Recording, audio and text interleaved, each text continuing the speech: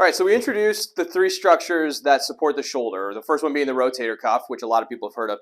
The next is the labrum, another commonly injured structure.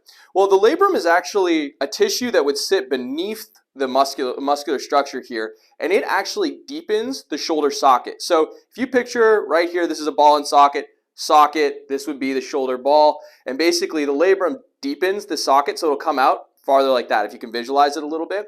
And that tissue can get injured. And so basically that is we call it the passive structures that stabilize the shoulder. In other words, unlike a muscle in the rotator cuff that you can actively activate, which is a muscle, you have these connective tissues that they cannot be activated. They simply are structures that stabilize. So when you have an injured labrum or any of the ligaments around there, we actually have to look at a different way of treating it from a conservative perspective. Because unlike a muscle where we can just strengthen it, we take you through a bunch of different exercises, we can't strengthen a labrum. There's going to be a certain amount of healing that can happen on its own. Maybe it's a surgical repair, but if you're looking conservatively, we're going to look at the other two stabilizing mechanisms, rotator cuff and then scapular stabilizing, which we're going to talk about in the next video, that we want to target in our rehab protocols in order to support this injured tissue that cannot contract on its own.